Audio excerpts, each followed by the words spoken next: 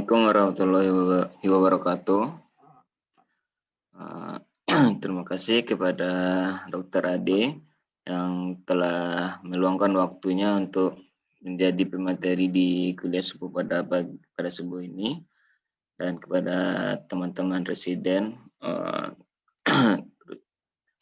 sekarang untuk tidak melamakan waktu dengan baca Bismillahirrahmanirrahim, kita berikan waktu kepada Dr. Ade untuk memberikan materinya. Kepada Dr. Ade kita persilakan dengan segala hormat. Ya, terima kasih. Assalamualaikum warahmatullahi wabarakatuh. Atas kesempatan yang diberikan pada pagi hari ini, ya. Mungkin langsung saja kita ya. Boleh di ini slide-nya PowerPoint. Tolong Bra.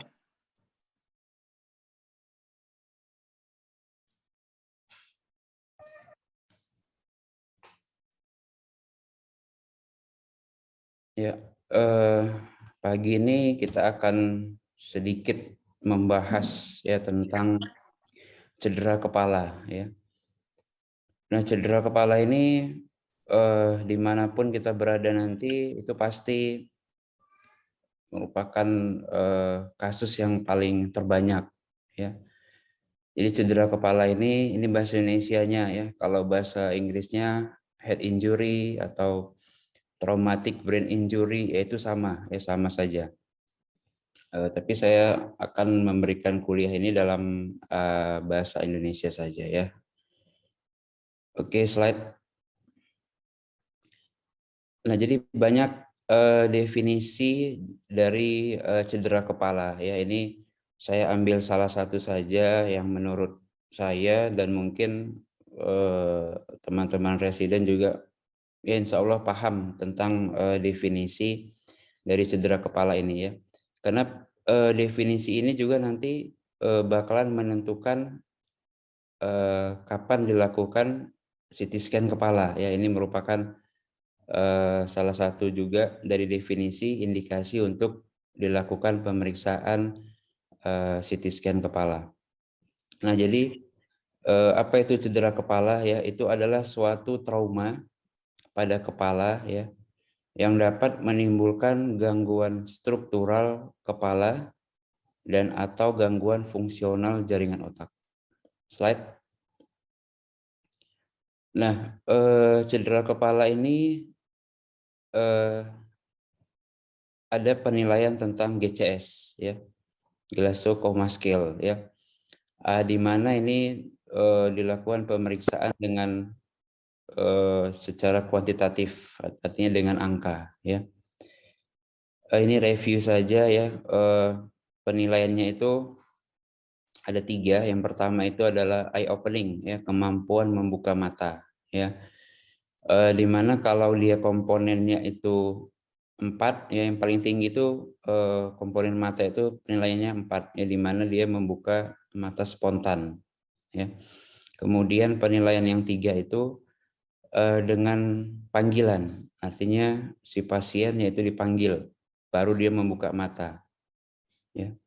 Kemudian penilaian 2 itu dengan rangsang nyeri ya, di mana rangsangan nyeri itu yang paling baik itu untuk meriksa kemampuan membuka mata itu ya, seperti contoh ini ya, di situ ada nervus cochlearis namanya ya, tepatnya dia sejajar dengan alis ya, alis mata. Nah, di situ kalau itu dirangsang dengan nyeri ya itu pasti sangat sakit, dan kemungkinan pasien pasti akan meresponnya ya. Kecuali kalau memang GCS-nya sudah GCS 3, dia tidak akan merespon. Nah, 1 tidak ada respon sama sekali ya. Slide. Kemudian verbal respon ya, kemampuan menjawab pertanyaan. Ya, di sini verbal respon ini yang paling tinggi itu adalah 5 ya, di mana yang paling tinggi itu 5, oriented, artinya orientasinya bagus. ditanya nama, dia benar jawabnya, kemudian dia ditanya sekarang lagi di mana, dia jawab benarnya, ya.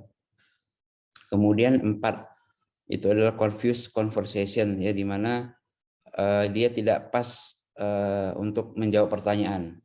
Contohnya misalnya kalau ditanya nama, dia menjawabnya yang lain, begitu ya. Itu 4. Nah, kemudian ketiga itu adalah inappropriate words, artinya kata-kata yang tidak ada arti, ya. Itu minimal 3 suku kata. Jadi dia seperti teriak-teriak nggak jelas, ya, atau gelisah begitu. Nah, itu penilaiannya 3. Ya. Kemudian 2 itu mengerang, ya, dan 1 itu tidak respon. Slide. Kemudian 1 lagi adalah respon motorik, ya, di mana ini penilaiannya yang paling tinggi itu 6, ya, di mana dia 6 itu artinya sesuai perintah. Ketika pasien kita suruh angkat tangan kanan, dia mengangkat tangan kanannya, ya. Jadi itu sesuai perintah. Kemudian yang 5 itu localize, artinya dia melokalisir nyeri. Ketika kita misalnya merangsang nyeri di dekat palpebra tadi, nah, dia tahu di situ nyeri, nah, itu artinya 5. Kemudian 4 itu adalah withdraws, artinya dimanapun kita rangsang, ya, dia melakukan fleksi, ya, nggak tahu arahnya kemana tapi dia fleksi. Kemudian 3 itu adalah seperti contoh gambar ini, ya, ini adalah abnormal flexion, ya, ini sangat khas kalau pasiennya ini GCS-nya ini di bawah 8, ya. Kemudian penilaian 2 itu adalah extensor respon. Nah, seperti contoh ini, ya. Dan kemudian 1 lagi itu tidak respon sama sekali. Slide. Intrakranial, ya, itu ada 3 komponen kompartemen di dalam otak. Yang pertama jaringan otak, yang kedua cairan cerebrospinal, ya. Yang ketiga pembuluh darah otak. Slide.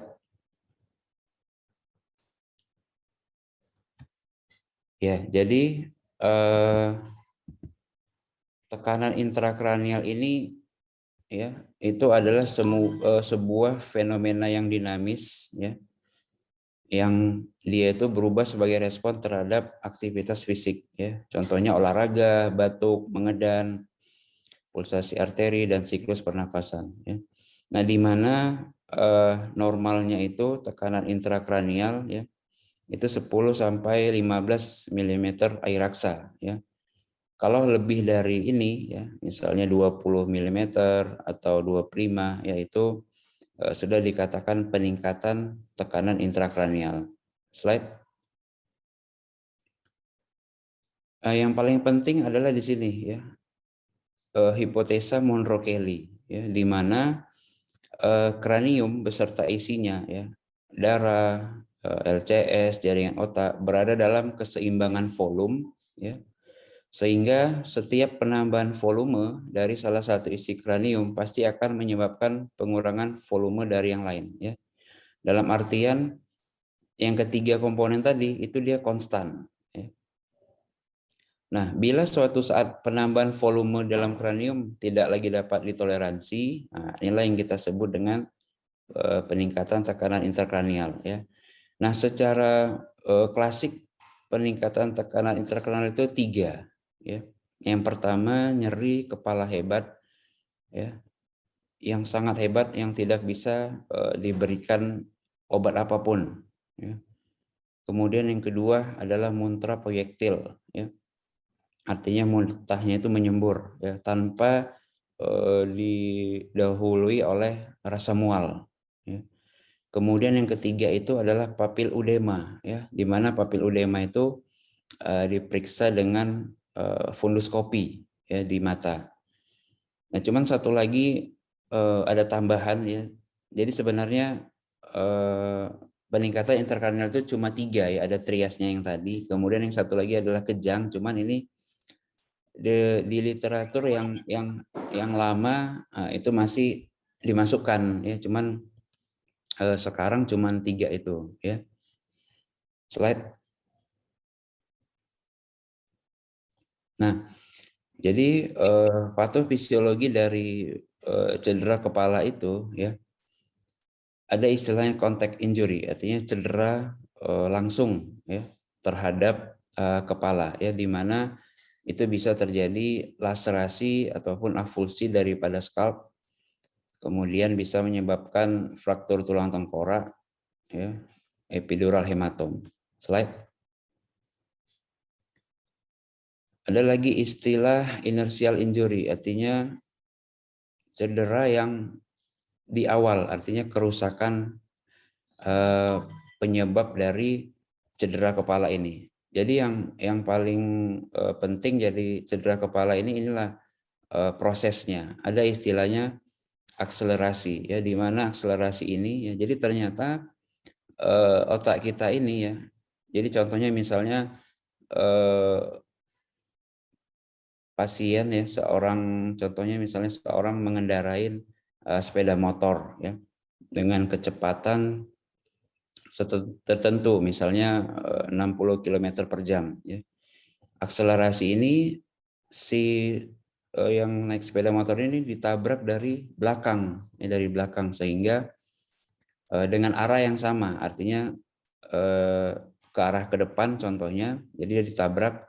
Nah, jadi ternyata otak kita ketika dilakukan ada proses akselerasi tadi ya, ternyata gesekan otak itu dia nggak langsung, ternyata ada per 1000 sekian detik baru jaringan otak itu bergerak. Nah, begitu. Jadi ketika tulang tengkoraknya ada terbentur, nah, ternyata otak kita tuh nggak langsung dia terbentur, ada 1000 per sekian detik. Nah, begitu. Jadi baru dia ada gesekan. Nah, itulah yang disebut dengan proses akselerasi. Nah, sementara deselerasi ini adalah berlawanan arah ya. Istilah kita kalau kecelakaan itu laga kambing. Nah, itu di proses deselerasi istilahnya ya. Kemudian ada lagi rotasi dan angulasi ya, di mana ini proses yang tidak jelas ya. Contohnya misalnya kalau korbannya itu atau pasien itu dia masuk ke dalam jurang, kita nggak tahu prosesnya itu, jadi sangat banyak terbenturnya ya. Bisa terjadi angulasi, artinya membentuk sudut gitu. Nah, bentuk lesinya ini ada istilahnya primary brain damage atau kerusakan otak yang primer ya, di mana ini tidak bisa kita cegah ya.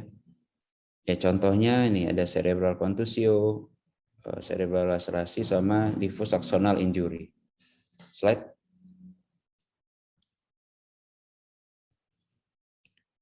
Nah, jadi proses yang inertial injury tadi ya, itulah yang tadi saya sebutkan bahwasannya bisa terjadi kerusakan otak yang primer ya.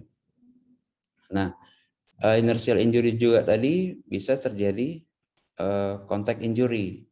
Nah, contohnya kalau fraktur bisa terjadi epidural hematom ya. Kemudian ini yang nggak bisa kita cegah karena kerusakan itu dia kerusakan yang pada saat terjadi ya. Subdural hematom, subarachnoid, intraventrikular ya, intracerebral hematom ya. Nah, yang kesemuanya ini nanti itu bisa membuat kerusakan sistemik ya. Yang nomor 1 yang systemic insult ini adalah kerusakan sistemik, dan yang kedua adalah kerusakan intrakranial. Nah, di mana kalau terjadi kerusakan sistemik atau kerusakan intrakranial tadi, itu yang bisa memicu terjadi kerusakan otak yang sekunder ya. Nah, ini secara biomolekulernya inilah yang kita sebut dengan istilah apoptosis ya, di mana sel saraf itu nanti dia akan mati ya, sehingga tidak akan berfungsi dan akhirnya nanti si pasien itu dia bisa terjadi status vegetatif. Slide. Nah, kerusakan intrakranial, inilah yang kita sering sebut dengan cerebral edema, ya, di mana terjadi kerusakan jaringan otak, ya, kerusakan blood brain barrier-nya, ya, yang kita sebut dengan vasogenik edema. Kemudian bisa terjadi gangguan cerebral blood flow, ya, kegagalan seluler energi metabolisme, kerusakan pompa natrium kalium, ya, kalsium influx, jadi terjadi cytotoxic edema, ya. Cuma yang paling sering itu adalah untuk cedera kepala atau trauma, yaitu vasogenik edema. Kemudian peningkatan intrakranial, kejang, dan proses infeksi. Slide.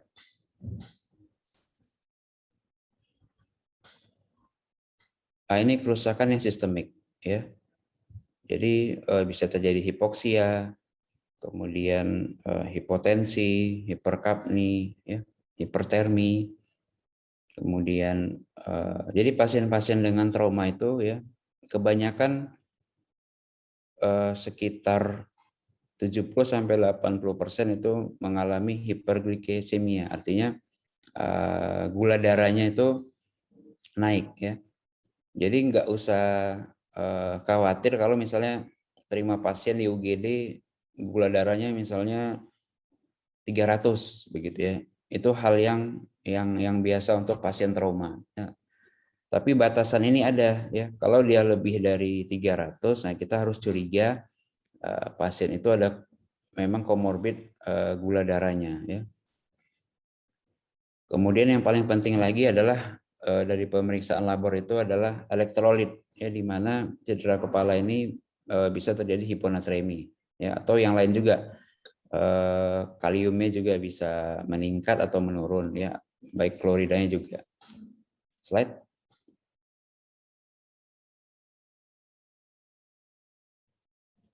Ya, seperti yang disebutkan tadi, ya, cedera kepala ini, ya, kita usahakan dia itu tidak sampai ke kerusakan otak yang sekunder, ya, karena kayak saya katakan tadi ini akan menyebabkan sel saraf otak itu akan mati, ya, sehingga akan terjadi vegetatif, ya. Pasien itu harus benar-benar dibantu dengan orang lain, begitu, ya. Slide.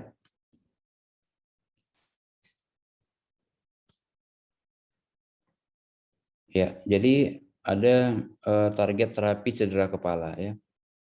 Terapi dasarnya itu ditujukan terhadap kerusakan otak yang primer, ya, systemic insult dan intracranial insult. Jadi mengatasi cerebral edema dan mengatasi peningkatan intrakranial itu, ya, yang pertama larutan hipertonis, ya, mannitol 20% atau totilak. Ya, cuman ini tidak semua ahli bedah saraf memberikan ini, ya, karena ada beberapa literatur, ya, buku juga mengatakan bahwasannya mannitol ataupun totilak ini, ya, sebenarnya tidak respon, begitu, ya. Nah, cuman jadi sebagian besar, tapi sebagian besar ahli bedah saraf itu, ya, masih memakai mannitol ini tadi, ya.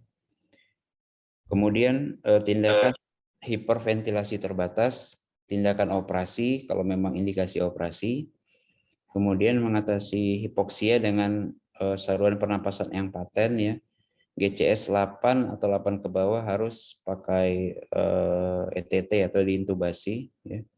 Kemudian perawatan di bawah ventilator, MAP-nya itu harus normal. Kemudian mencegah terjadinya infeksi. Slide. Beberapa literatur juga mengatakan katanya ini masih dalam penelitian, ya, ada beberapa obat yang bisa mengatasi proses kerusakan otak yang sekunder, ya. bertujuan untuk mengantisipasi proses biomolekuler yang mengarah ke apoptosis tadi, ya. Yang pertama itu simvastatin, ya. Kemudian yang kedua glisolin, dan yang ketiga Cemax, ya. Nah, yang paling banyak digunakan saat ini adalah yang nomor 3, ya, Cemax ini, ya. Jadi dia bentuknya itu nasal drops, ya, dia ditetes di hidung, ya. 1 flash per hari, dia botolnya kecilnya. Cuman ini harganya ini sangat mahal dan nggak bisa ditanggung sama BPJS, ya. Cuman juga ini masih kontroversi, ya, masih dalam penelitian lanjutnya. Slide. Ya, ini kerusakan struktural tadi, ya. Yang pertama adalah fraktur tulang tengkorak. Slide. Ya, ini yang pertama fraktur kalvaria, ya. Jadi kalau kita melihat foto seperti ini, ya, ini ada fraktur di press, ya, lebih dari 1 tabula atau lebih dari 1 senti, ya. Nah, kalau yang seperti ini harus kita lakukan tindakan kraniotomi elevasi fraktur, ya. Slide. Kemudian fraktur basis kranii, ya. Ya, secara anatomi terbagi menjadi 3, ya. Anterior cranial fossa, ya, middle dan posterior. Slide. Jadi fraktur fossa anterior, ya, pada atap orbita, inilah yang sering kita jumpai kasusnya, ya. Istilah ini recon ice, ya. Jadi istilah recon ice ini harus fraktur pada atap orbita ini, ya, ini harus dua-dua matanya, ya, baru kita katakan recon ice. Kalau sebelah saja, ya, kita katakan cuman trauma okuli biasa, ya. Slide. Kemudian fraktur fossa anterior pada lamina cribrosa, ya. Yang ditunjukkan gambar sebelah kiri inilah dia lamina cribrosa, di mana kalau ada fraktur di sini, ya, inilah yang bisa menyebabkan rhinorrhea, ya, keluarnya LCS dari hidung. Kemudian juga bisa terjadi hiposmia atau anosmia. Kalau sudah terjadi rhinorrhea, ya, kemungkinan besar pasti terjadi leakage dari LCS-nya. Slide. Kemudian fraktur fossa media pada ospetrosum dan osmastoid, ya. Jadi pada gambar ini, gambar yang sebelah kiri, ya, nomor 1, nah itulah ospetrosum, ya. Yang kedua itu mastoid. Mastoid itu di belakang telinga tepatnya, ya. Nah, kalau terjadi fraktur di sini, ya, itu bisa terjadi otorea, ya, keluarnya LCS dari telinga. Atau yang nomor 2, yaitu yang ada warna kebiru-biruan, ya, di belakang telinga, itu namanya battle sign. Slide. Ada lagi fraktur fossa media pada sella tursika, ya. Ini yang menyebabkan diabetes insipidus. Jadi ini bisa ditegakkan dari foto CT scan, ya, kemudian dari klinis, ya. Klinisnya itu poliuri, ya, lebih dari 3000 cc per 24 jam. Kemudian serum natriumnya tinggi, ya. Ini idealnya, ya, ini untuk pemeriksaan natriumnya itu, ya, dilakukan 6 jam per 6 jam, ya, idealnya. Cuma kalau mungkin di rumah sakit kita, rumah sakit pendidikan mungkin susah, ya. Mungkin per hari saja dilakukan pemeriksaan elektrolit ulangan, ya, mungkin udah sangat baik begitu, ya. Nah, terapinya ini adalah sebenarnya karena yang keluar cairan, ya. Jadi harus kita kejar juga cairannya, kita masukkan cairannya, ya. Cuman di lapangan, ya, di ICU sekalipun itu sangat sulit untuk menterapi pasien diabetes insipidus ini ya. Jadi ada obat ya, Minirin nasal drops namanya ya. Jadi ini obat belum ada jual di Indonesia ya. Yang paling terdekat itu masih negara Singapura, dan itu pun harus istilahnya harus orang yang tertentu juga yang bisa mendistribusikan obat ini gitu, nggak sembarangan ya. Slide. Nah, kemudian fraktur fossa media pada sela tursika ya. Nah, ini bisa terjadi disfungsi dari pituitary anterior ya, hormon ya, growth hormone, gonadotropin, ACTH, TSH. Slide. Kemudian fraktur fossa posterior ya. Jadi fraktur yang melintas foramen magnum ya. Pada gambar yang kanan bawah ini yang lubang itu foramen magnum ya. Itu menghancurkan medula oblongata ya. Jadi kalau ada fraktur yang melintas itu ya pasien itu pasti langsung meninggal. Jadi kalau ada terima pasien misalnya trauma ya, tiba-tiba langsung meninggal, nah, kemungkinan besar itu terjadi fraktur pada foramen magnumnya ya. Slide. Nah, ada lagi istilah traumatic carotid cavernous fistula ya. Seperti yang saya sebutkan tadi, kalau dia recognize itu keduanya ya.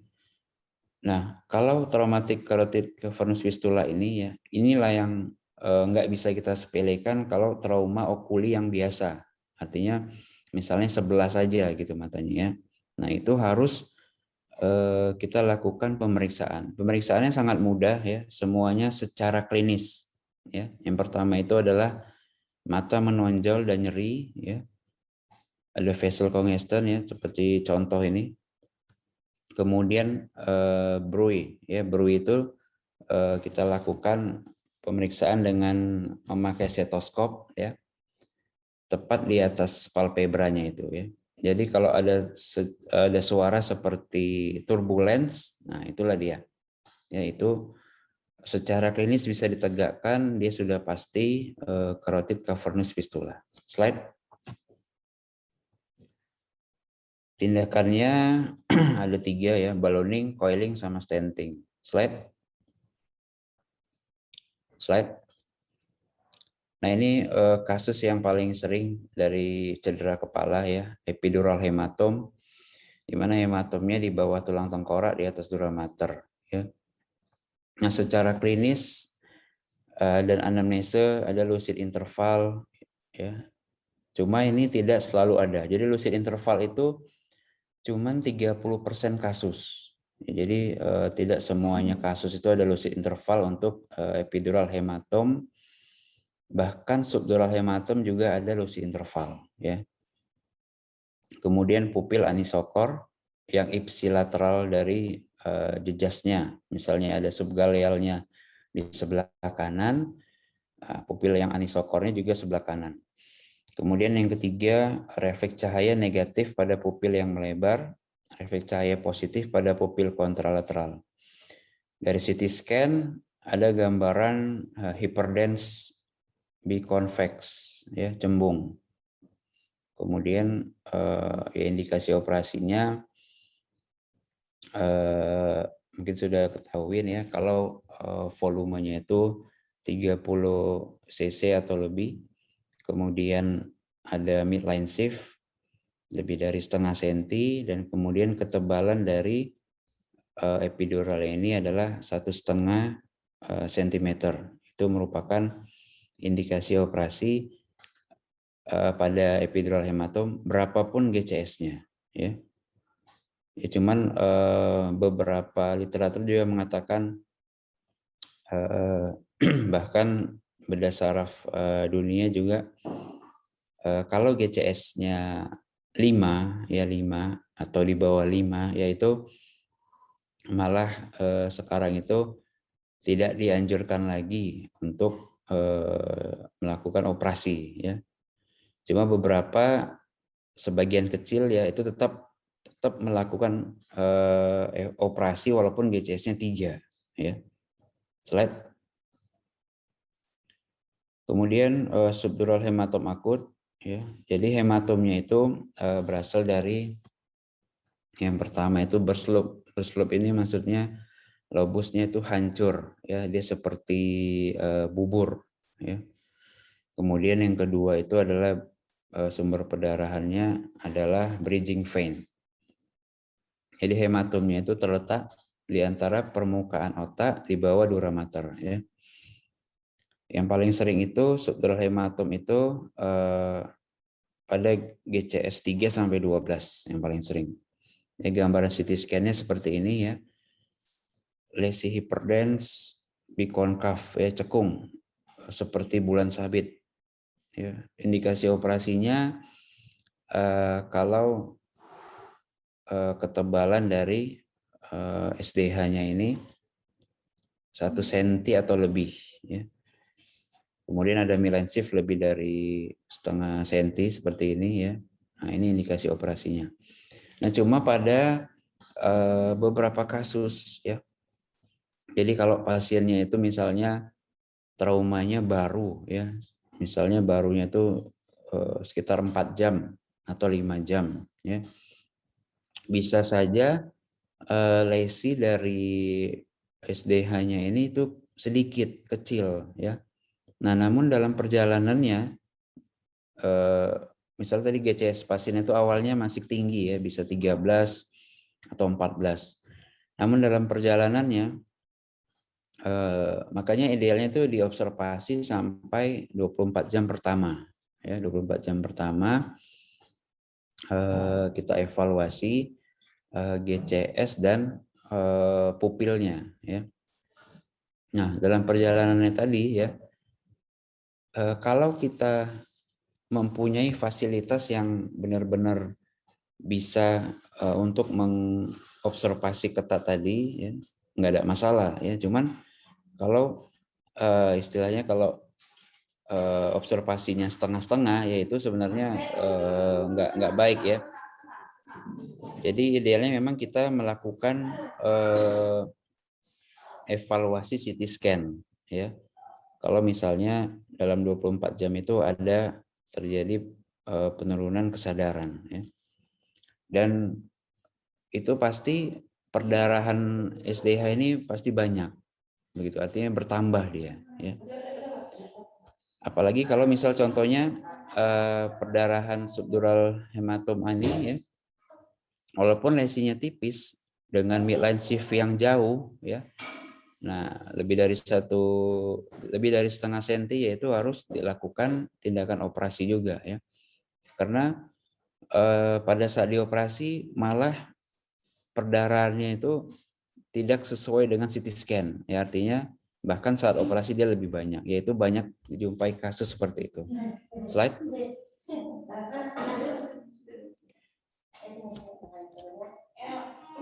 Kemudian ada lagi istilah subdural hematom kronik ya, ini dia ada riwayat trauma kapitis 2-3 minggu sebelumnya. Gejala neurologiknya samar ya, nyeri kepala, disfasia, kadang-kadang hemiparesis ringan. Jadi gambaran CT scan-nya seperti ini ya. Gambarannya itu seperti yang akut tadi, cuma warnanya dia hipodens, warnanya hitam. Bahkan pada beberapa kasus bisa campuran ya, ada hipodens pada gambar sebelah kanan bawah ya. Ada sebagian hipodens, sebagian lagi hiperdens. Ya. Indikasi operasinya sama kayak yang akut tadi, ya, cuman berbeda dengan tindakannya. Kalau yang akut tadi dia kraniektomi dekompresi, ya, dengan menyimpan tulangnya, ya, di abdomen ataupun di subgaleal. Kalau yang kronik subdural hematom ini, ya, tindakan itu twin burhole, artinya di burhole, ya, di 2 titik. Kalau twin burhole dia 2 titik ya, di daerah frontal dan satu lagi di parietal ya. Tapi ada juga yang menganut cuma satu borehole, ya. Dia seringnya itu yang kebanyakan itu di daerah frontal. Ya. Cuma itu teknik operasi saja, yang manapun boleh. Slide. Kemudian intracerebral hematom. Ya. Nah, intracerebral hematom ini itu ada dua, ada yang traumatik, ada yang spontan. Yang spontan ini yang kita sebut dengan stroke perdarahan. Ya. Kalau yang trauma ya akibat dari traumanya. Ya. Nah, kadang baik spontan ataupun trauma, ya, itu sebenarnya bisa kita lihat dari CT scan. Ya, CT scan apakah si pasien ini dia stroke dulu, ya, baru kecelakaan, atau kecelakaan dulu baru dia stroke. Nah, itu bisa kita lihat dari CT scan. Ya. Jadi contohnya, ini contoh ya, perdarahan pada basal ganglia kanan dan talamus kanan ya. Ini seringnya pada yang spontan, ya, spontan intracerebral hematom. Ya. Cuma pada beberapa kasus kita juga sering jumpain seperti ini ya. Caranya untuk melihat traumanya itu sebenarnya mudah ya, akibat trauma. Jadi lihat aja di ini kan misalnya contohnya lesinya di sebelah kanan ya. Kalau misalnya dia trauma, ya akibat trauma, kita lihat di sebelah kirinya ada nggak subgaleal hematomnya, gitu. Ya. Karena lesi dari intracerebral hematom ini adalah lesi yang countercove, ya. Beda halnya kalau pada yang epidural tadi ya. Intracerebral hematom, subdural hematom itu lesinya countercove, ya. Sementara kalau epidural hematom atau fraktur di press, nah itu lesinya itu lesi cup begitu ya, langsung kontak injurinya di situ gitu ya. Nah, kalau yang seperti ini ya, ini juga ada beberapa literatur indikasi operasinya ya. Yang paling banyak itu mengatakan literaturnya itu kalau volume dari hematomnya ini ya lebih dari 50 cc. Cuma beberapa literatur yang lain ada mengatakan 30 cc pun juga harus dilakukan tindakan operasi. Sama halnya satu lagi misal terjadi bersloop. Jadi intracerebral hematom ini ya itu kebanyakan itu dia bersamaan dengan bersloop tadi ya. Jadi lobus misalnya lobus frontalnya itu hancur tadi ya. Nah, itu pasti ada intracerebral hematomnya. Nah, jadi dia bersamaan kejadiannya. Contoh kasusnya misalnya kalau terjadi intracerebral hematom di lobus temporal misalnya ya. Lobus temporal itu dia di basis kranii yang fossa media. Walaupun contohnya kalau tidak ada midline shift ya, cuman itu harus dilakukan tindakan operasi ya. Karena tadi lobusnya itu sudah dipenuhi dengan darah, jadi harus kita lakukan segera tindakan operasi. Slide.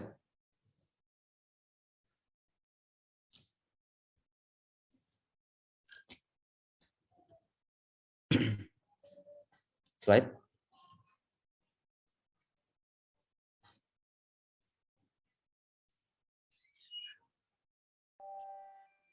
Berar, translate berar. Ya, kemudian intraventricular hematom. Ya. Perdarahan, ini contoh yang gambar ini perdarahan talamus kiri ya dengan intraventricular lateralis yang sebelah kiri. Ya. Kiri, kanan, dan ventricle 3. Ya, jadi kalau yang seperti ini ya kita lakukan tindakan operasi juga ya, tapi namanya EVD ya, extraventricular drainage. Nah, ketika dilakukan EVD ya, diharapkan melihat foto ini perdarahannya itu keluar dari EVD-nya itu ya, untuk kita mendekompresi sementara lah istilahnya begitu. Nah, ketika warna IVD-nya tadi sudah berubah, yang jadinya darah, kemudian menjadi merahnya itu merah semu atau bahkan sudah jernih, ya, idealnya kita lakukan CT scan ulang, ya, CT scan ulang. Nah, pada 80% kasus dilakukan CT scan ulang itu masih terjadi hidrosefalus. Jadi kalau dia IVH seperti ini, itu terjadi hidrosefalus.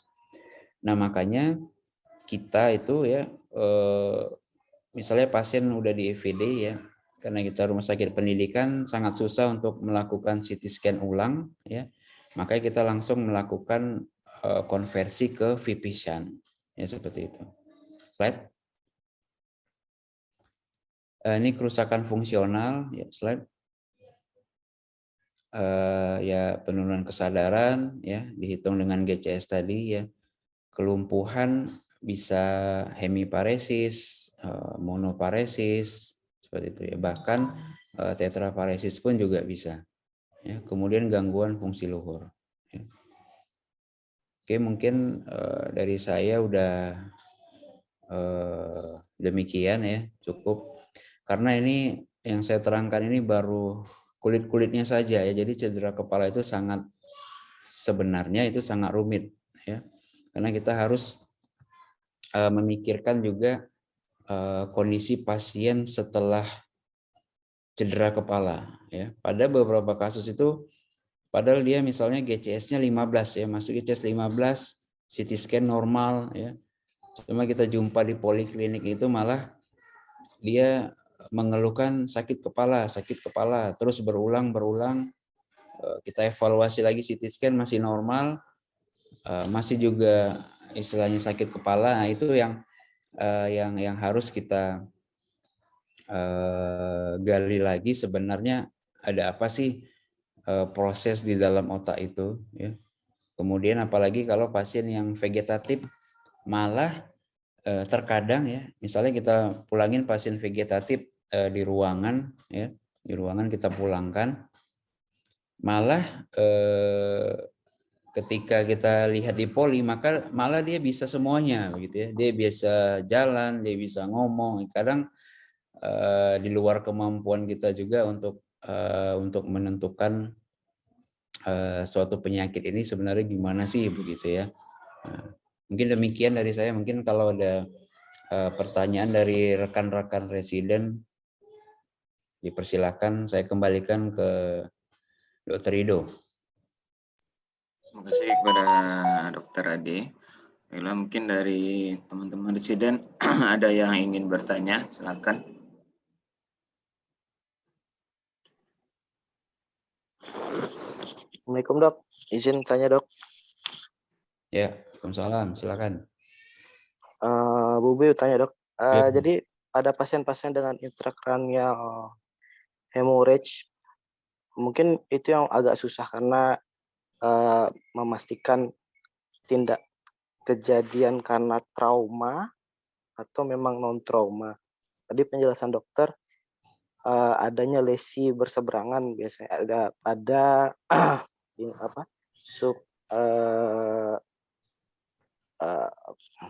ya pada ada ya subgaleal dok, ada Ya. subgaleal. Selain itu ada lagi nggak dok yang kita pasien, karena biasanya pasien terlalu dibilang datang ke IGD jatuh di kamar mandi, jadi kesannya terjadinya suatu trauma gitu dok, atau memang pastinya dari CT scan. Dan juga pada indikasi operasinya apakah cuma dari CC-nya saja atau memang ada indikasi lain dok. Terima kasih dok. Ya, ya memang benar ya. Kebanyakan begitu kasus untuk intracerebral hematom ya. Jadi pasien itu riwayat jatuh di kamar mandi begitu ya. Cuman memang kita harus menggali lagi dari anamnesa, misalnya dia memang ada riwayat hipertensi atau tidak begitu. Jadi memang harus benar-benar digali dari anamnesa. Nah, memang dari CT scan itu sangat khas ya, bisa dinilai ya, bisa dinilai intracerebralnya itu karena trauma atau non trauma ya, seperti tadi yang subgalealnya. Nah, satu lagi bentuk ICH-nya itu dia seperti ini, salt and pepper ya. Jadi dia seperti campuran warnanya itu hitam putih begitu ya. Persis kayak salt and pepper begitu. Nah, satu lagi yang paling penting dari CT scan ya. Nah, kebanyakan memang ICH ini kan yang seperti contoh tadi ya, pada basal ganglia ataupun talamus. Nah, kebanyakan yang trauma ya, itu malah di permukaan, baik di lobus frontal, lobus temporal, parietal. Jadi sangat-sangat jarang kalau dia letak ICH-nya itu di dalam tadi, di basal ganglia sama talamus. Ya. Nah, cuma pada kasus yang aneurisme misalnya, ya aneurisme, itu pun juga bisa terjadi ICH, ya. Nah, aneurisme juga bisa terjadi spontan ataupun trauma, begitu ya. Trauma kalau dia misalnya akibat dari subarachnoid hematomnya, ya SAH-nya, ya. Sama juga SAH ini pun juga bisa trauma non trauma, ya. Jadi semuanya bisa kita lihat dari CT scan sebenarnya ya. Selain dari anamnesis tadi ya, dari CT scan kita bisa menentukannya. Ya. Nah, kemudian untuk volume ya, seperti yang disebutkan tadi ya. Jadi volume ini sebenarnya apa ya? Saya bilang itu sebenarnya itu masih dalam penelitian semua. Ya. Belum ada yang baku tentang ICH ini ya, karena kita semata-mata nggak melihat volume aja, ya cuma harus melihat klinis juga. Ya. Cuma yang terpenting selain volume tadi ya, midline shift-nya juga. Ya. Karena midline shift ini kan sudah terjadi pergeseran, ya, sudah terjadi herniasi, ya. Apalagi kalau midline shift-nya itu lebih dari setengah senti tadi, ya, itu sudah terjadi herniasi pada otaknya, ya. Nah, untuk yang ICH ya, kita harus ketahuin juga konsepnya kejadiannya itu berapa jam. Nah, tadi kan ada contoh tadi kan, contoh 2 jam saat kejadian begitu ya. Nah, ketika 6 jam setelah kejadian di foto lagi malah semakin besar ya. Jadi ICH-nya. Jadi harus kita ketahuin onsetnya itu berapa lama. Nah, gitu. Mungkin gitu Bu Boy jawabannya. Paham? Baik, Dok. Paham, Dok. Okay. Satu lagi, Dok, boleh bertanya, Dok? Ya. Misalkan pasien kita di daerah, Dok. Ya. Pasien dengan cedera kepala GCS-nya 8. Ya. Kita curigai dengan adanya midline shift, terus pupil anisokor. Kita curiganya ada suatu EDH, Dok. Cuman fasilitas kita tidak ada. Kan kita sudah diajarkan di DSTC untuk melakukan burhol di beberapa titik. Untuk life saving apa kita kerjakan dengan, maksudnya BTS batasan GCS berapa sih yang kita bisa ngerjain untuk life saving itu sendiri, Dok? Ya, ya sebenarnya boleh ya. Jadi kan di daerah minimal foto schedule kali ya, schedule harusnya ada ya. Nah, ketika dari klinis misalnya tadi ya, GCS-nya 13, pupil anisokor, kemudian di foto schedule tadi ronsen biasa, misalnya anisokornya kanan misalnya ya, foto schedule-nya ada fraktur di kanan misalnya, ya. Ya itu boleh saja dilakukan burhol tadi ya, burhol. Nah, kalau memang dilakukan burhol ternyata dia positif ada ya. Kalau memang dokter bedahnya atau ibu yang merasa mampu melakukan kraniotomi ya dipersilahkan begitu. Mungkin karena misalnya kalau jauh beberapa jam, misalnya 4 jam, 8 jam ke rujukan yang ada bedah sarafnya kan mungkin nggak terkejar juga begitu ya, karena epidural hematom itu sangat cepat gitu ya. Artinya awalnya GCS 13 tuh bisa jadi 8 atau bisa bahkan langsung 3 tuh bisa GCS-nya. Ya, jadi kalau menurut saya sih ya boleh-boleh saja dilakukan kraniotomi ya. Atau kalau misalnya ragu ya ketika udah positif ada epidural hematom tadi ya langsung dirujuk ya.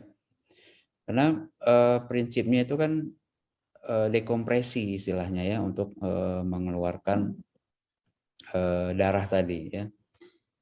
Tidak ada patokan GCS-nya berapa ya, cuman kayak tadi saya sebutkan ya minimal GCS 5 lah ya, 5 dilakukan saya, tapi tetap intinya dengan edukasi, dengan inform consent bahwasannya tindakan kita ini cuman sementara, misalnya kalau untuk borehole ya. Sementara kalau melakukan kraniotomi ya boleh-boleh saja begitu ya. Yang paling penting itu untuk melakukan borehole itu ya mungkin udah tahu ya, yang paling sering itu dilakukan di daerah temporal dulu ya. Kalau sudah ada di daerah temporal ya itu tadi langsung, kalau saya sih simple, saya pernah dulu ya waktu residen itu jadi konsulennya itu agak ekstrim ya, agak ekstrim. Jadi disuruh beliau itu borehole aja dulu katanya. Pasiennya udah masuk rumah sakit rujukan juga gitu ya. Jadi GCS-nya 7 saat itu. Ya namanya rumah sakit pendidikan banyak ini ya, administratif, semualah segala macam, OK-nya penuh begitu ya. Jadi di borehole ya. Di borehole di daerah temporal ya.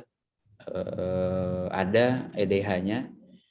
Kemudian dimasukkan NGT ke dalam borehole-nya itu ya, NGT kemarin itu nomor 18 ya, sebaiknya yang paling besar nomor 20 gitu ya, 18 atau 20 dimasukkan.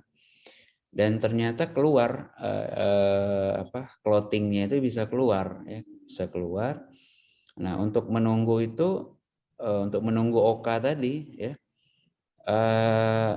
minimal kita lakukan borehole itu ya, kemudian jarak 1 jam ya langsung melakukan kraniotomi. Nah, begitu. Jadi hal-hal yang emergensi seperti itu ya saya rasa bermanfaat ya, bisa minimal kita untuk menunggu-nunggu OK penuh atau apa ya bisa kita lakukan borehole. Nah, cuma kan rasa-rasanya agak ekstrim ya kita lakukan di UGD begitu ya.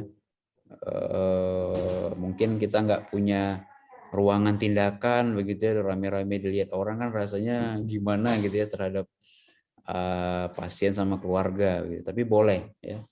Sekali lagi kalau memang nggak ragu mampu untuk melakukan kraniotomi EDH ya boleh dipersilahkan begitu. Bu Boy. Ya dok, makasih dok. Ya. Terima kasih kepada Dr. Iqbal Bubi. Dan ada lagi teman-teman yang ingin bertanya? Yang bertanya bang? Ya Rahmat. Ya. Assalamualaikum dok, mau bertanya. Ya. Kemarin pernah ada dapat kasus pasien datang dengan fraktur frontal linear disertai adanya pneumosefal.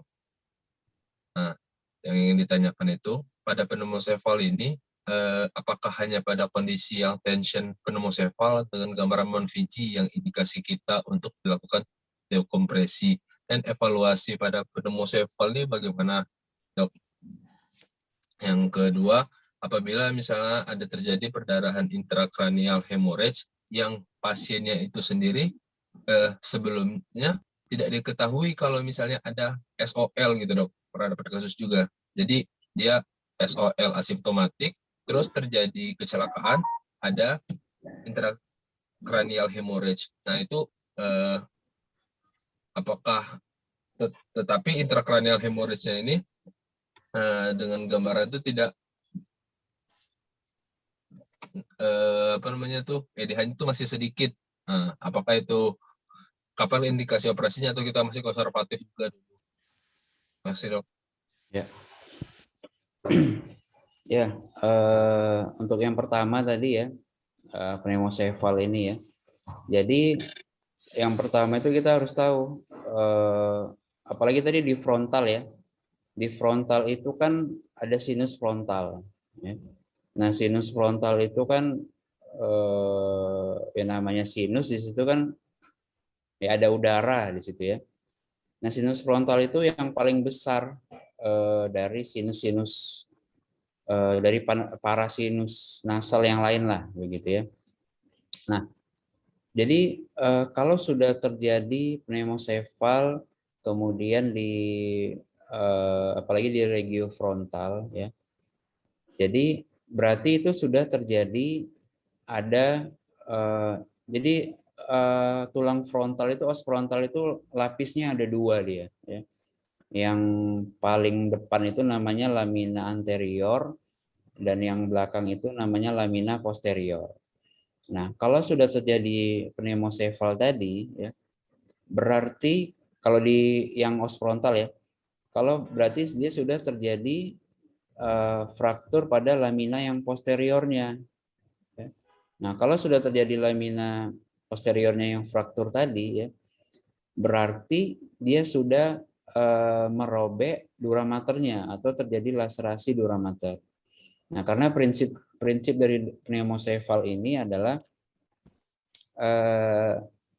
dia udara yang masuk ke dalam otak, ya dia masuk kalau ada celah dari dura mater begitu. Jadi kalau ada laserasi dura mater pasti terjadi pneumocefal. Nah, kalau tadi terjadi pneumocefal pada os frontal tadi ya, walaupun dia tidak dipres ya berupa fraktur linier saja, tapi sudah mengenai lamina posterior, itu gold standarnya operasi. Ya, kenapa?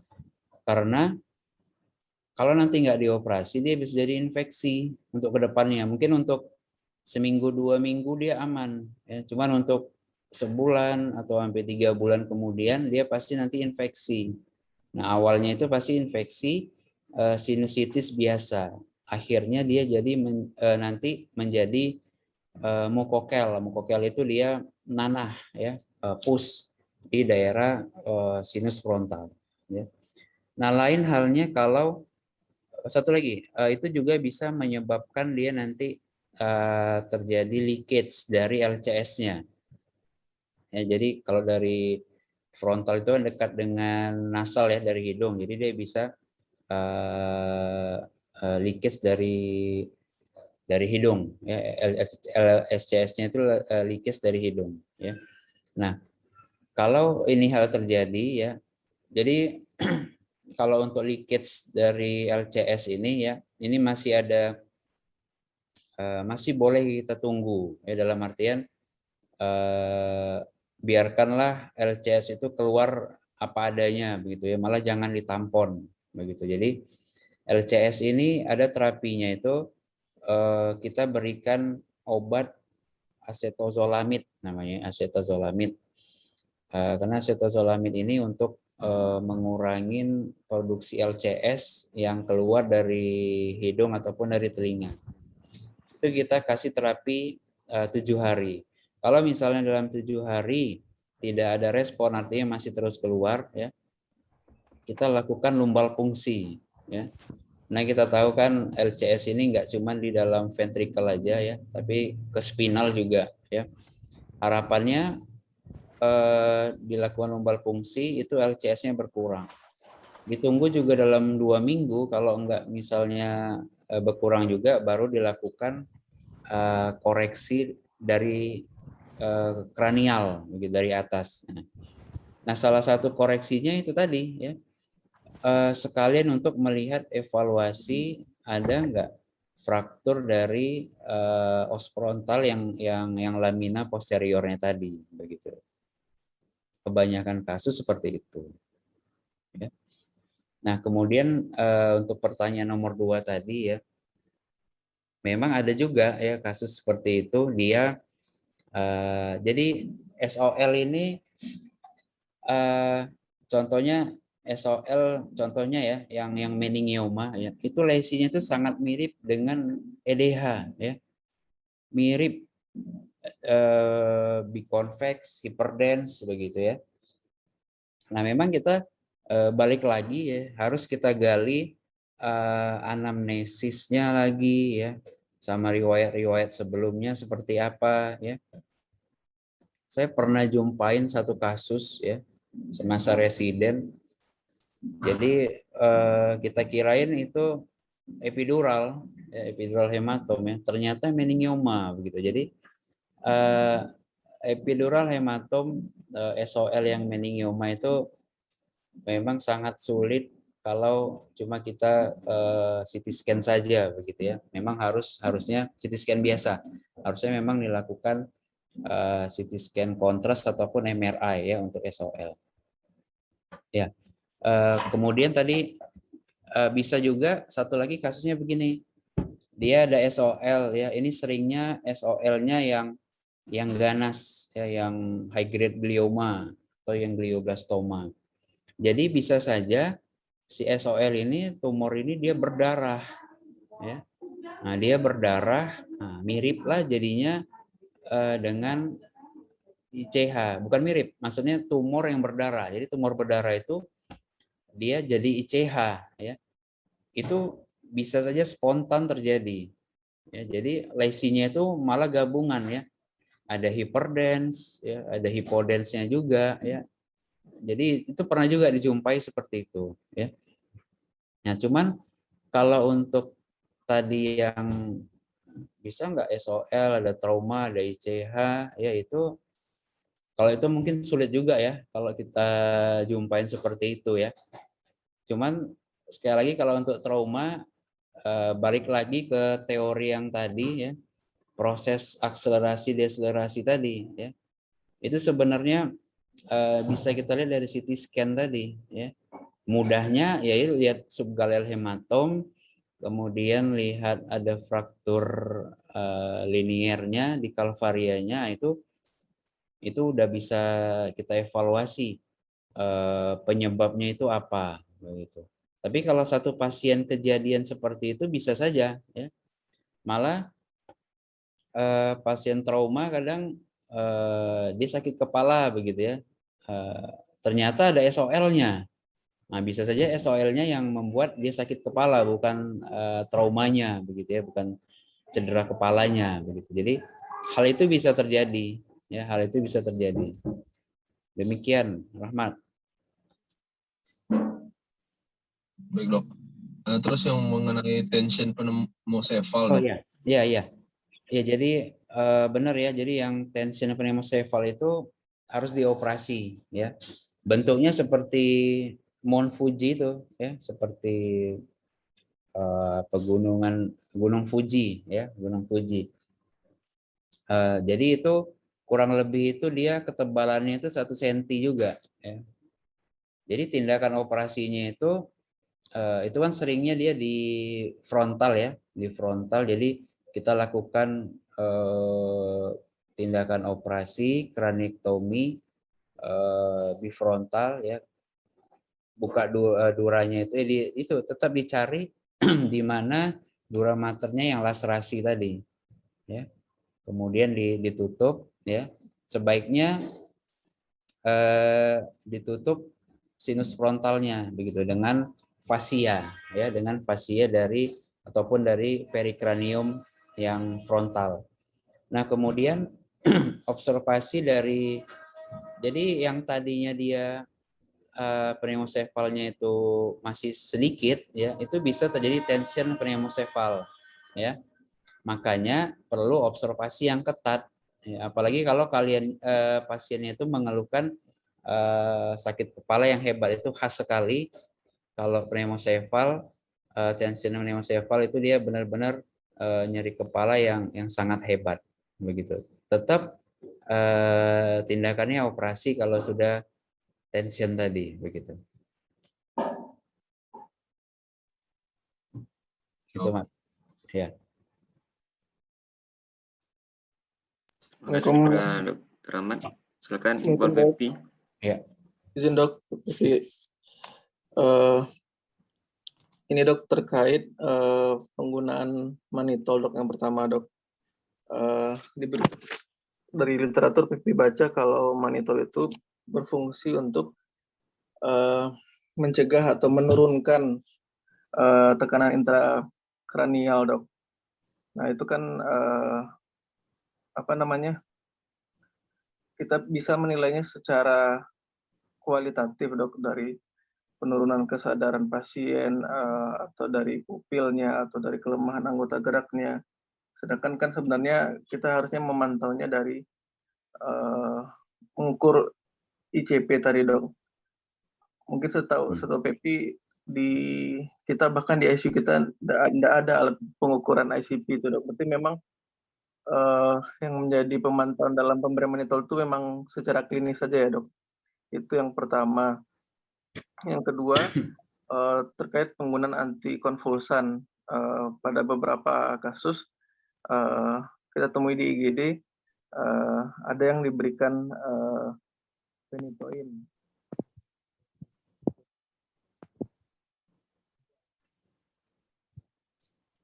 Suaranya hilang, nggak dengar?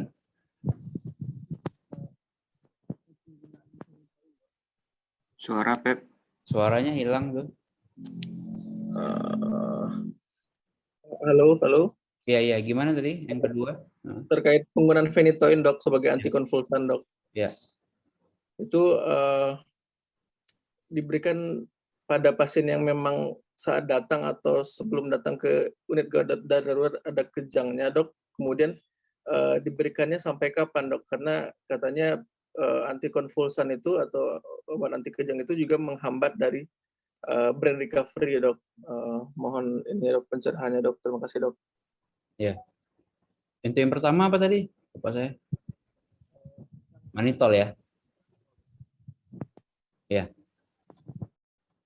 Ya, jadi memang ini balik lagi kita harus ngomongnya yang ngomong ideal ini ya. Jadi benar memang untuk melihat si pasien ini berapa sih tekanan intrakranialnya, ya memang harus dilakukan ICP monitoring begitu ya. Nah, cuma permasalahannya adalah memang kita belum punya alatnya ya. Jadi yang melakukan pemeriksaan ICP monitoring ini ya, yang center pendidikan itu baru di Surabaya, UNER ya. Jadi mereka melakukan ICP monitoring ya. Jadi kalau semua pasien GCS 8 ya, mereka ada alatnya, melakukan ICP monitoring ya. Sama tindakannya itu seperti pasang EVD ya, pasang EVD masuk ke dalam ventricle lateral ya, yang mau kanan kiri sama aja ya. Kemudian dinilai ICP-nya berapa ya. Kalau misalnya ICP-nya tadi lebih dari 15 misalnya ya. Nah, artinya kan sudah ada peningkatan tekanan intrakranial. Nah, dilakukan ICP monitoring ya. Ya benar tadi ya, baru kita tahu efek dari manitol ini sebenarnya ada atau tidak gitu ya terhadap si pasien ya. Ya seperti yang saya sebutkan tadi, jadi manitol ini juga masih enggak semua bedah saraf juga memakai manitol begitu ya. Karena malah manitol ini efeknya kan juga dia diuretik ya, bisa merusak ginjal. Jadi banyak pertimbangan yang dinilai juga begitu ya. Nah, ketika tadi misalnya ICP monitoringnya udah nggak tinggi lah begitu ya. Nah, kemudian alat tadi dilepas begitu ya. Tetap harus memang idealnya ya evaluasi dari ICP monitoring tadi ya, karena memang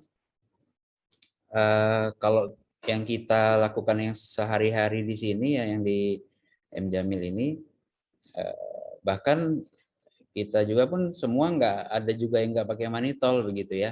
Pada beberapa kasus juga kasus tertentu nggak pakai manitol atau pakai manitol. Jadi memang si manitol ini pun di bagian bedah saraf juga masih ya itu tadi masih apa ya? Dibilang kontroversi sih enggak ya, cuman masih ada yang menganut ya udah diberikan aja karena efeknya itu memang ada yang responnya baik begitu ya. Kalau misalnya terutama GCS-nya itu yang GCS-nya yang sedang lah, yang GCS 13 atau 12 begitu ya. Ya paling minimal itu GCS 10, nah itu untuk menaikkan GCS itu bisa begitu. Nah, bahkan satu lagi sebenarnya mannitol ini dia untuk menahan laju udem cerebrinya. Jadi contohnya misalnya kayak pasien yang ICH ya atau yang akut SDH. Nah, itu supaya tidak terjadi midline shift yang semakin luas atau udem cerebri yang makin luas. Nah, makanya kita berikan dulu sambil menunggu persiapan, misalnya indikasi operasi, sambil menunggu persiapan ya kita berikan begitu untuk menurunkan tekanannya itu begitu ya. Ya memang benar ya, benar PP bilang itu ya, idealnya seperti itu. Kita harus ada ICP monitoring untuk menilai peningkatan tekanan intrakranialnya tadi ya. Nah, kemudian yang kedua untuk phenytoin ya. Nah, phenytoin itu guideline yang terbarunya itu ya dari Brain Trauma Foundation ya. Brain Trauma Foundation itu phenytoin ini sebenarnya diberikan ya untuk seluruh pasien trauma ya, ini sebagai profilaksis ya, profilaksis kalau pasiennya kejang ya. Nah, di Brain Trauma Foundation tadi dikatakan ada teori mengatakan pasien dengan cedera kepala ya itu dia bisa kejang sampai 14 hari ya. 7 sampai 14 hari. Artinya gini, misalnya pasien masuk ke UGD gitu ya. Selama 7 hari aman-aman aja tuh. Nggak ada kejang gitu ya. Nah, ketika di hari ke-8 dia kejang. Nah, begitu ya. Nah, jadi apa namanya? Pemberian phenytoin ini menurut Brain Trauma Foundation itu maksimal 14 hari. Ya, 2 minggu. Nah, setelah itu di stop begitu. Nah, beberapa literatur yang lain mengatakan 7 hari saja cukup begitu ya. Nah, di hari ke-8 di stop, nggak diberikan. Nah, beberapa penelitian yang lain ya malah nggak pakai profilaksis phenytoin begitu. Nah, jadi kalau kejang sajalah dikasihnya begitu. Jadi ada yang begitu juga yang menganut. Jadi terapi antikonvulsal phenytoin ini juga masih dalam perdebatan di bagian bedah saraf ya. Nah, kalau saya sendiri awal-awal kemarin masih memberikan ya, kemarin ya, awal-awal saya bekerja di M Jamil itu masih memberikan phenytoin begitu ya. Nah, cuman ya ini berdasarkan pengalaman ya, sebenarnya harusnya data begitu ya. Ada yang pasien itu dia kejang memang ya, ada yang enggak begitu ya. Makanya sekarang saya malah nggak pakai itu lagi begitu ya. Saya nggak pakai phenytoin ya. Mungkin kalau kejang saja baru diberikan begitu. Mungkin demikian Pepi. Terima kasih, Dok. Ya. Masih ada, tapi masih ada yang ingin bertanya?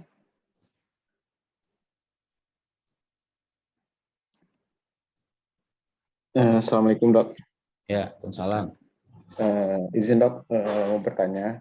Ya. Kan salah satu respon tubuh kan untuk memastikan perfusi cerebralnya kan meningkatkan tekanan darah karena ada peningkatan tekanan intrakranial. Ya. Itu tuh kan sebenarnya kan itu kan respon normal. Tapi apakah ada maksimalnya MAP atau ada standar minimalnya MAP-nya? Karena kan kita nggak bisa menilai tekanan intrakranial terutama di M Jamil gitu, Dok. Sama juga apabila misalnya sudah ada tanda-tanda trias casing-nya, apa ada perlu penataan lanjut atau karena itu respon tubuh, maksud itu apa diobservasi saja jadinya, Dok? Ya. Untuk yang pertama tadi ya, memang benar ya, apa namanya, untuk susah ya untuk kita nentuin ICP tadi ya. Nah memang ada MAP di bagian beda saraf ini patokannya. Yang paling rendah itu 65 sampai 70 MAP. Ya. Yang paling tinggi itu 100 sampai 110. Ya, jadi patokannya di situ.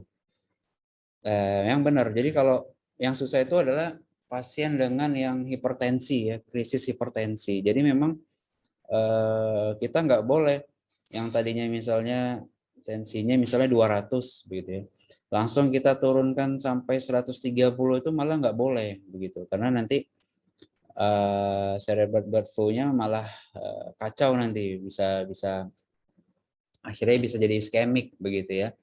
Nah, jadi memang kita kurangin sekitar 25% sampai 30 dari tensinya itu. Jadi kalau misalnya tensinya 200 ya, ya paling enggak dia 150, 160 begitu ya. Tetap di MAP yang tadi ya.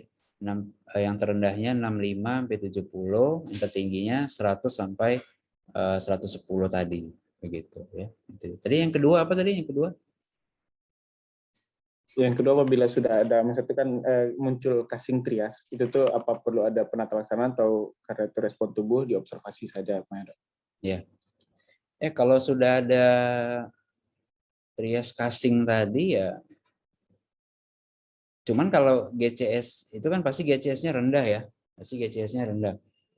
Balik lagi ke yang tadi yang saya kasih kuliah tadi ya, kita harus memberi patensi airway yang baik begitu ya. Ya harus kita lakukan intubasi dan perawatan ventilator begitu ya. Nah, ya idealnya kalau bisa di CT scan ya di CT scan begitu ya. Ya cuman ya kalau fasilitas kita nggak ada, ya minimal intubasi. Kalau juga nggak ada ICU, ya apa boleh buat ya observasi saja begitu ya. Atau dengan cara ya langsung ngerujuk. Nah, begitu. Mungkin itu jawabannya. Oke, Dok. Terima kasih, Dok. Ya. Oke, sudah Dr. Bang Arni. Mungkin ada pertanyaan untuk yang terakhir.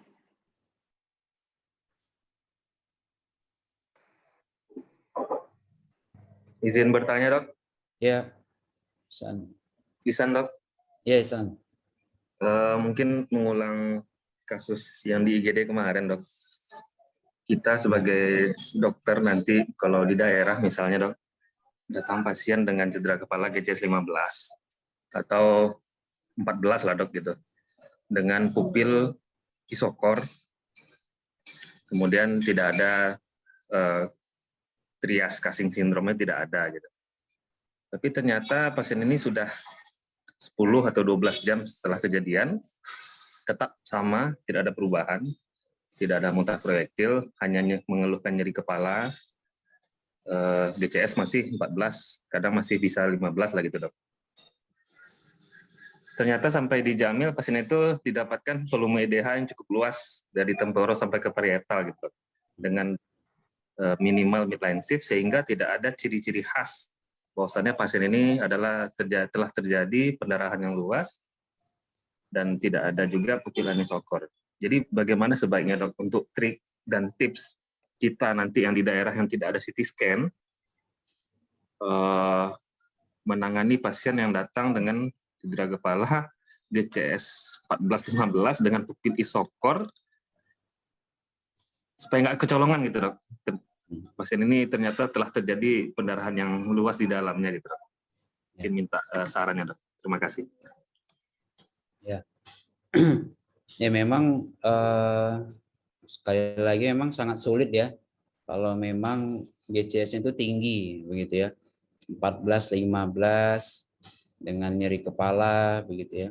Ya minimal dengan ini apa Isan, foto schedule kayaknya wajib ada ya untuk semua rumah sakit sekarang. walaupun CT scan nggak ada, minimal schedule itu harus bisa lah begitu ya.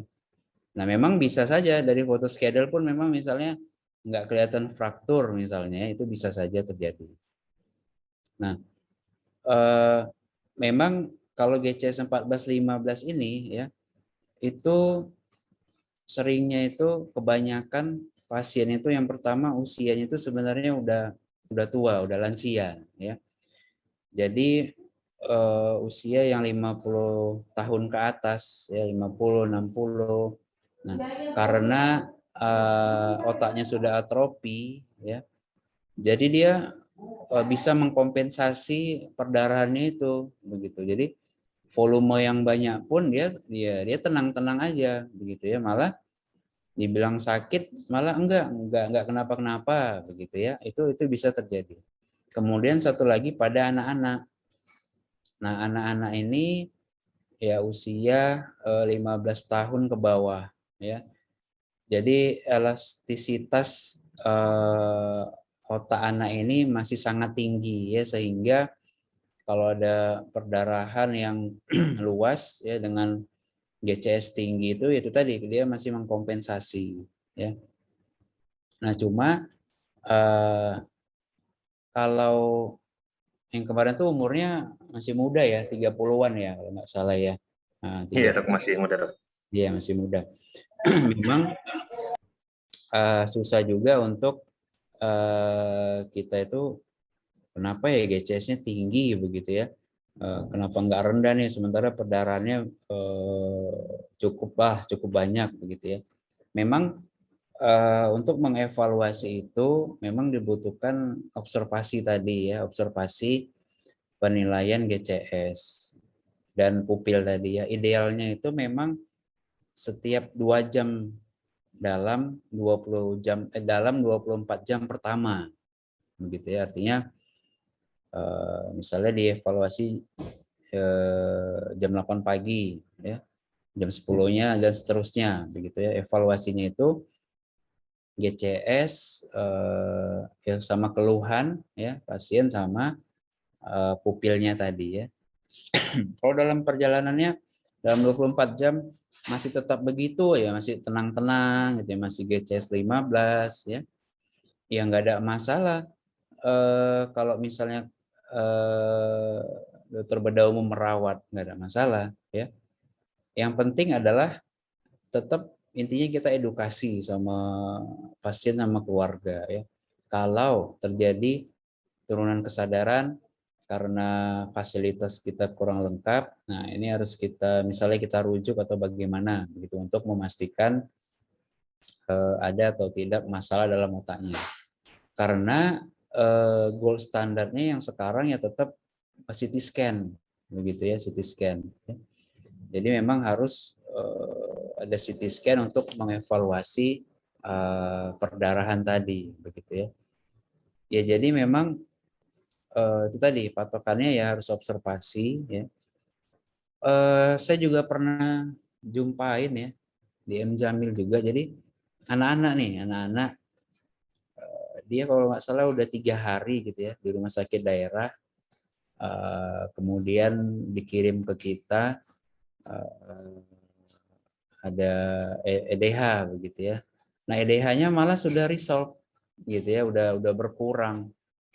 Sebenarnya kalau melihat resolve-nya tuh, ini banyak nih, kalau dari awalnya ini banyak lah, lebih dari 30 cc begitu ya. Nah ketika udah 3 hari dia udah resolve, ya udah jadi pasien nggak dilakukan operasi. Cuman si pasien ini ada sequelae-nya, ada sisanya, yaitu dia suka sakit kepala begitu. Jadi terutama kalau di regio temporoparietal keluhannya itu dia sakit kepala ya. Kalau misalnya dari resolve di daerah frontalnya itu dia sering suka frontal lobe syndrome pasien itu. Jadi dia suka marah-marah, teriak-teriak begitu ya. Jadi efeknya itu ada walaupun dia resolve sendiri begitu. Jadi memang kalau memang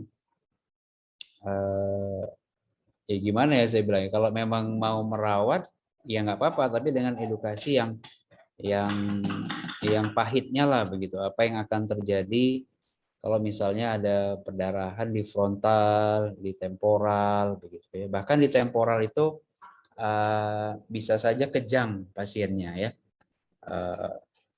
akibat dari efek dari perdarahannya itu ya. Mungkin itu aja, Ihsan. Ya dok, terima kasih dok. Ya. Terima kasih kepada Dr. Ihsan. Mungkin ada lagi yang ingin bertanya? Kalau tidak, mungkin hari sudah jam 7:30 juga. Terima kasih kepada Dr. Ade. Mungkin sebelum kita tutup, mungkin ada Dr. Rizky sebagai SPS ingin menyampaikan sesuatu. Ya, terima kasih. Assalamualaikum warahmatullahi wabarakatuh. Terima kasih kita ucapkan kepada Dr. Ade ya. Mudah-mudahan apa yang sudah disampaikan Dr. Ade pagi ini bermanfaat gitu ya. Jadi memang ini Dr. Ade kita itu pingin apa? Kalau di bedah itu ada istilahnya ilmu hitam turun menurun, Dr. Ade. Kan? Ilmu hitam turun menurun. Jadi dari senior turun ke junior, tahap apa aja teorinya nggak jelas ya kan. Nah, jadi kita berusaha memutus itulah ya kan, memutus itu. Kita refreshing lagi, kita perbarui lagi pengetahuannya. Jadi kita mempunyai pengetahuan yang standar. Itu sebenarnya. Terima kasih Dr. Ade. Insya Allah nanti berikutnya kita mohon bantuan lagi ya untuk kasih kuliah subuh ya Dr. Ade, topik lain dok. ya. Boleh dok. Ya. Oke, terima kasih banyak. Terima kasih dok. Assalamualaikum warahmatullahi wabarakatuh. Waalaikumsalam. Waalaikumsalam. Langsung kita tutup, kita ucapkan alhamdulillahirabbil alamin. Kita tutup. Assalamualaikum warahmatullahi wabarakatuh. Waalaikumsalam. Waalaikumsalam. Waalaikumsalam. Izin live ya. Ya.